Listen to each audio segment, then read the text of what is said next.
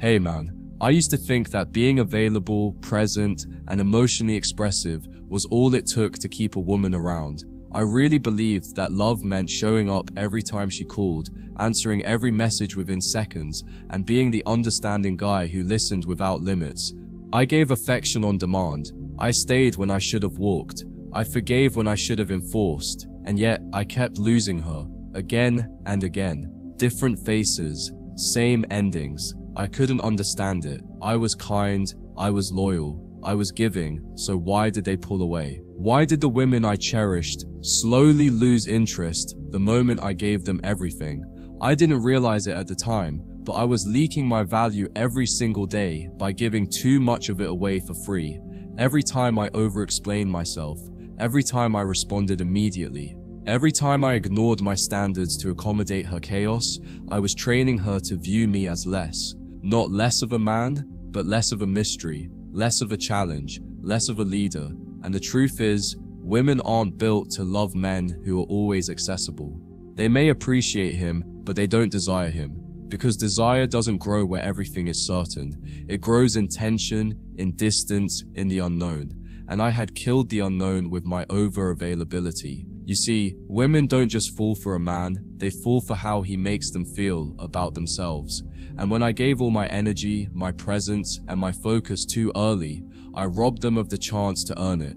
I was making them feel worthy without effort. And deep down, that creates guilt, not gratitude. Because when people receive what they haven't earned, it doesn't feel romantic, it feels off, it feels unbalanced. And instead of creating safety, it creates pressure. Pressure to give back something they didn't even ask for.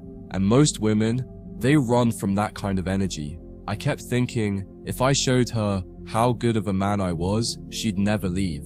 But that's not how women bond. They don't bond through logic. They bond through emotion, through space, through curiosity, through the feeling that they're being led, not accommodated. And I wasn't leading, I was performing. I wasn't building tension, I was chasing validation. And the moment she sensed that I needed her reaction to feel good about myself, the attraction started dying. Because women can feel when your sense of worth depends on their approval. And nothing kills desire faster. I lost women because I thought they wanted the version of me that bent for their moods. The guy who never said no. The guy who didn't challenge them. Who absorbed their emotional storms without ever pushing back. Who walked on eggshells to avoid confrontation. But the hard truth is, women don't respect the man who absorbs. They respect the man who contains. The one who lets her feel everything without flinching. The one who stands his ground, not with anger but with certainty. And I wasn't that man, not yet. What I didn't understand is that masculine energy isn't about being stoic or emotionless. It's about being unshakable. It's not about silence, it's about stillness. It's the calm in the storm, the eye of the hurricane. And women by nature are emotional storms. That's not an insult, it's a truth. Their feelings swirl, rise, fall, shift. And if you can't hold your center while she spins, she doesn't feel safe. Not because you're weak, but because you're not anchored. And that's what I lacked, emotional anchor. The ability to feel deeply but not get pulled under. I kept failing because I didn't understand female nature. I thought logic would fix feelings. I thought long talks would resolve cycles. I thought reassurance was love. But what she really wanted wasn't more words. It was a man who didn't need her to feel okay. A man who stood tall, whether she was calm or chaotic. Who didn't react, but responded. Who didn't beg for love, but chose where to give it. That kind of man makes her rise. Not because he's controlling, but because his energy demands alignment. And back then, I had none of that. What I finally learned, the thing that changed everything, is this. I had to stop trying to be her answer and start being my own foundation. I had to build myself up so strong, so internally fulfilled that her presence felt like a bonus, not a necessity. That's when everything flipped. That's when she started chasing me. Not because I played games, but because I no longer needed to. My energy had weight. My time had value. My attention was no longer a guarantee. It was earned. And in that shift, she felt something she hadn't felt before: respect. Women crave emotional leadership. They want to feel like you can hold their fire without getting burned, that when they test, you won't fold, That when they cry, you won't panic. That when they act out, you won't match chaos with chaos. And that kind of leadership doesn't come from dominance. It comes from mastery. Mastery of self, your mind, your heart, your standards. And I had none of that when I started. I was a nice guy with no frame, and that's why I kept getting discarded. Not because I wasn't enough, but because I didn't believe I was. When I finally stopped trying to be impressive and started being intentional, I became magnetic. Women didn't leave because they got bored. They stayed because they were stimulated, emotionally, spiritually, mentally. Because I no longer mirrored their emotions, I led them. I no longer gave everything away. I made space for them to invest too. And that shift turned me from an option to a priority. Not through begging, but through being. Through embodying something rare in today's world. A man who moves with vision, not validation. I lost women because I didn't know how to say no.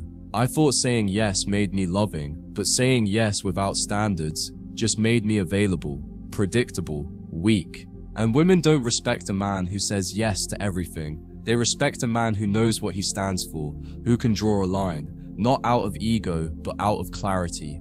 And when I started saying no, not to punish, but to protect my peace, that's when the power came back. Not power over her, power within me. I used to apologize for who I was, for being too direct, too ambitious, too focused. But now, I let those things speak for me. I don't shrink anymore. I don't over-explain. I don't soften my truth to make someone else feel safe. Because if a woman can't handle my depth, my vision, my presence, that's not a reason to bend. That's a reason to bless and release. Because the woman who's truly aligned with you will not just accept your masculine energy, she'll crave it.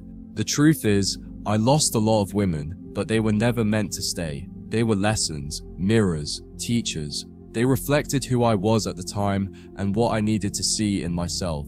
And now, I thank them. Every woman who pulled away showed me where I was still unsure. Every rejection revealed a part of me that needed strengthening.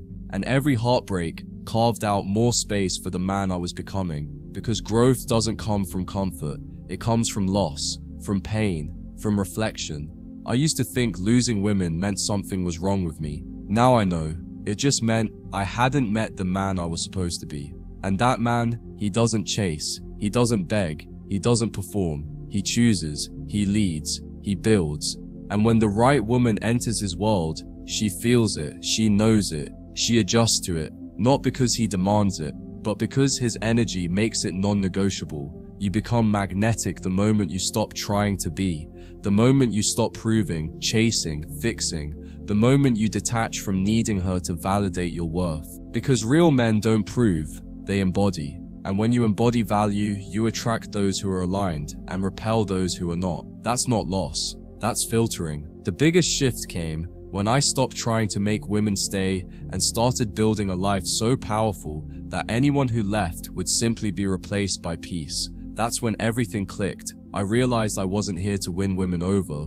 I was here to build something real. A life, a mission, a kingdom. And if a woman couldn't respect the structure of that kingdom, its values, its standards, its direction, then she was never a queen. She was a tourist, and tourists don't get thrones. I lost women when I didn't have purpose, when I made them my mission, my reason for waking up, for staying disciplined, for becoming better, and that worked until they left. Then my world collapsed, because if she is the reason, then her absence becomes your destruction. But when I flipped that script, when I made purpose the foundation and women the bonus, my power returned. I no longer feared loss, because my worth wasn't tied to who stayed. It was tied to what I was building with or without them. I had to kill the part of me that thought love meant losing myself. That part of me that equated sacrifice with loyalty. That believed, if I gave her everything, she'd give me everything back. But women don't work like that. Reciprocity isn't built on giving, it's built on respect. And respect comes when she sees that your world has weight, that your time is valuable, that your life moves with or without her. That's what makes her stay. Not obligation, not pity, not promises, power. The moment I stopped making women the center of my world was the moment women started orbiting mine. Not because I was arrogant, but because I was aligned, grounded, in my body, in my mission. I wasn't trying to convince her anymore. I was inviting her. And if she couldn't meet me there, I didn't argue. I didn't chase. I simply kept walking, because the man who moves with clarity never waits for confusion to catch up. You don't keep a woman by holding on tighter. You keep her by becoming a man who's not afraid to let go. The man who can walk away with peace is the man who always gets pursued, because detachment isn't about caring less, it's about needing less. And women feel that. They feel when you want them, not need them. That's the energy that creates respect, and respect is the foundation of real, lasting desire. The men who win long-term aren't the ones who impress women.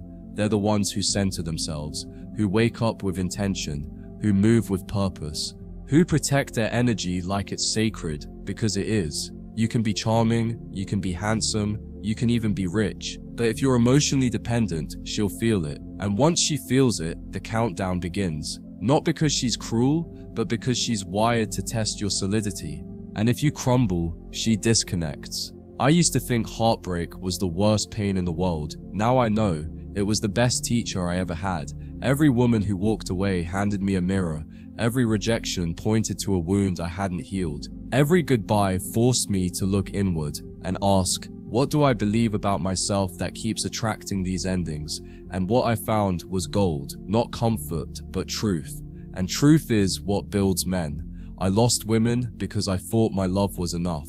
But love, brother, isn't just about giving. It's about boundaries. It's about standards. It's about protecting your own peace, even from the people you're falling for. And when you stop betraying yourself to please her, you start becoming the man she actually respects. The man she stops testing, the man she tries to keep. Because she knows men like you are rare. Not because you're perfect, but because you're rooted. These days, I don't fear losing women. I fear losing myself again. Because I know what it costs to bend for love, to perform for affection, to shrink, just to make someone else feel secure. And I'll never do it again. Not because I'm cold, but because I've warmed up to my own value.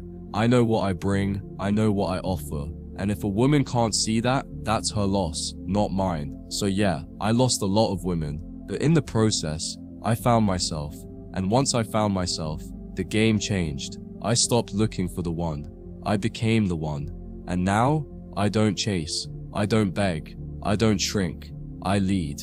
I attract. I build. Because the man who finally learns how to stop losing himself is the man no woman ever wants to lose again.